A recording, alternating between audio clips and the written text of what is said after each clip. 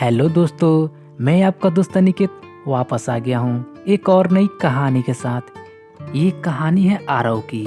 आरव तब 16 साल का था तो स्कूल में एक 50 साल के नए टीचर आए थे। उसी वक्त से आरव को सर के तरफ अट्रैक्शन होना शुरू हो गया था। वो आरव को बहुत अच्छे लगने लगे, लेकिन कैसे भी करके आरव ने अपने जज्बातों को कंट्रोल कर लिया था। लेकिन आरव कितना दिन तक कंट्रोल कर सकता था। जब आरव को अंकल लोगों की तरफ अट्रैक्शन होना शुरू हो गया, तब आरव को पता चला कि वो समलैंगिक है।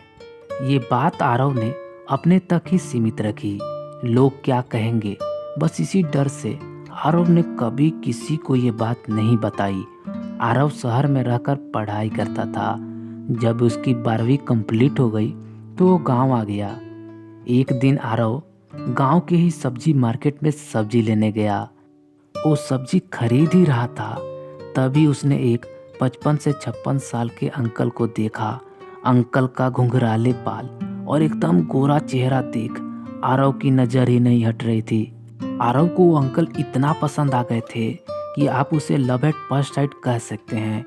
आरव उस अंकल से बात करना चाहता था, पर वो अंकल अनजान थे तो बात कैसे कर सकता था। बाजार आरव के घर से थोड़ी ही दूर पर था, तो वो पैदल ही आया था सब्जी लेने। आरव अपना सब्जी खरीद लिया था, पर अब वो उस अंकल को देखने के लिए रुका हुआ था। आरव एक जगह पर खड़े खड़े अंकल को फॉलो कर रहा था। जब अंकल भी अपना सामान खरीद लिए तो वो जाने लगे, और वो उसी तरफ जा रहे थे जिस तरफ आरव को जाना था। आरव उस अंकल के पीछे पीछे चल पड़ा। वो अंकल आरव के पड़ोस के ही एक घर के अंदर चले गए।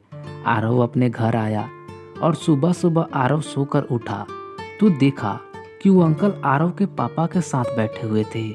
आरव अंकल को देख एकदम खुश हो गया।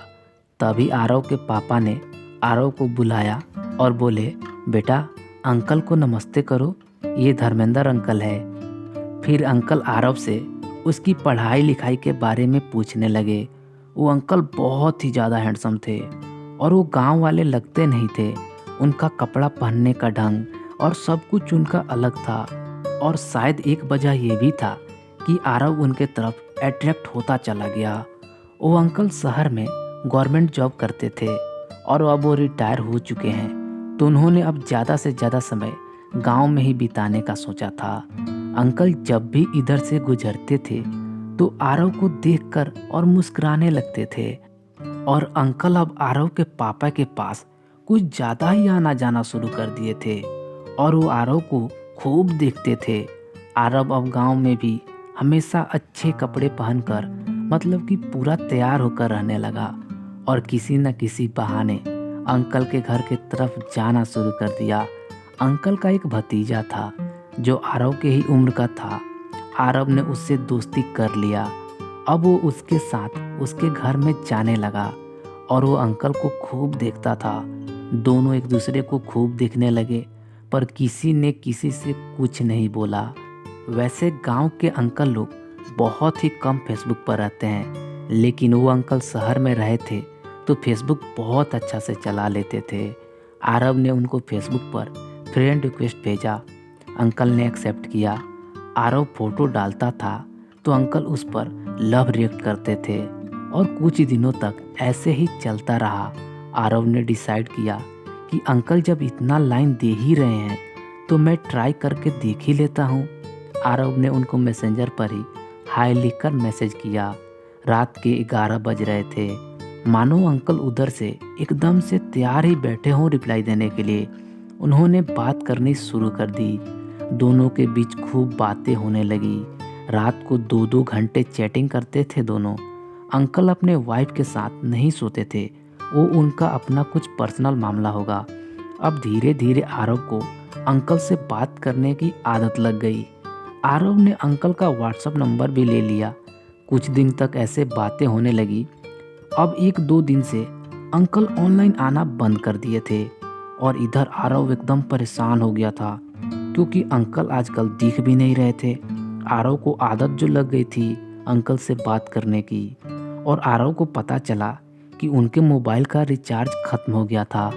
वैसे अक्सर केस में यही होता है कि अंकल लोग किसी लड़के का रिचार्ज करवाते हैं, लेकिन यहाँ कुछ उल्टा हुआ।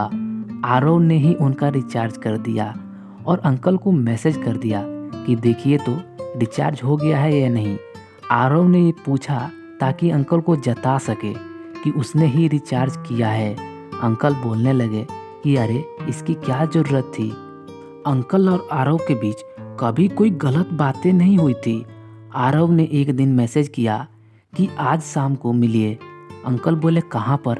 आरव बोला शाम के 7 बजे मैं मेन रोड पर एक पुराना सा घर है, वहीं पर मैं खड़ा रहूँगा। शाम के 7 बज गए। आरव जाकर वहाँ पर खड़ा हो गया जहाँ पर आरव ने मिलने के लिए बोला था। वो जगह गांव और बाजार के एकदम बीचों बीच था। वहाँ पर कोई और घर था नहीं, खाली जगह थी, पर लोग और गाड़ियाँ आ जा रही थी। आरव खड़ा था, तभी उसने देखा कि अंकल टहलते हुए आ रहे थे। अंकल बॉडी स्प्रे पूरा तैयार होकर आए थे। दोनों सड़क के किनारे खड़े होकर एक दूसरे से पहले बात करने लगे और थोड़ा थोड़ा अंधेरा था।